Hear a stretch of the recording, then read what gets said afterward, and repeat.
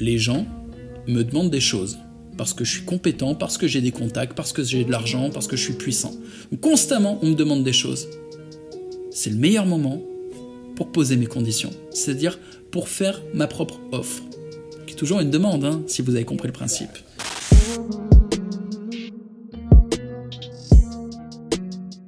Donc, quand, imaginons, je sais pas moi, je veux passer une après-midi à l'hôtel avec une de mes copines, le timing parfait pour lui proposer ça, c'est que la copine, elle vienne me voir en me disant que c'est un peu difficile ce mois-ci et qu'elle aurait besoin que je lui prête de l'argent.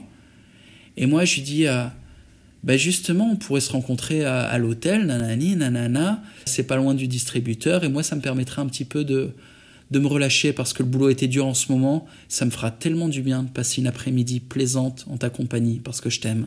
Et donc, à ce moment-là, tu sais, je peux commencer à sortir ma liste. La liste, c'est donc tu vas faire ton lavement anal, hein, tu vas prendre ce petit costume, tu vas t'épiler parfaitement, ça j'ai même pas besoin de le dire, c'est évident.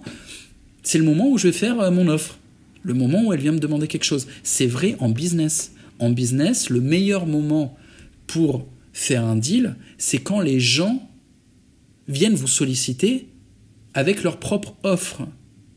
Leurs offres sont des demandes.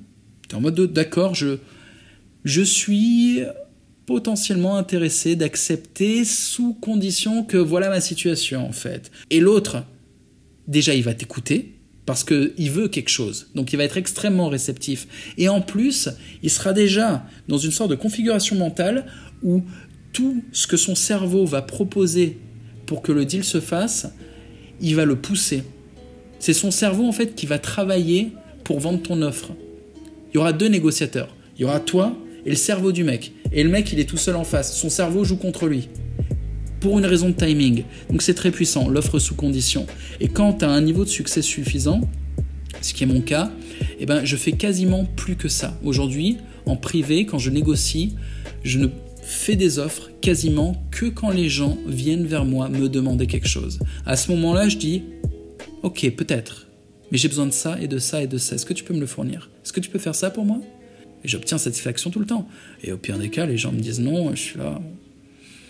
Repasse me voir quand t'es prêt. Bon, je réinvente pas la roue avec l'offre sous condition. Évidemment, c'est un concept vraiment classique. Mais il y a deux choses à comprendre. Déjà, c'est plus facile de l'entendre de ma bouche que de celle d'un YouTuber qui vit dans la chambre de ses parents. Parce que moi, j'en fais l'expérience. C'est-à-dire, je fais tout le temps des offres sous condition à longueur de temps. Mais genre, 1 ou 2 fois par jour. Depuis des années. C'est un truc dont j'ai fait l'expérience, que j'ai vécu.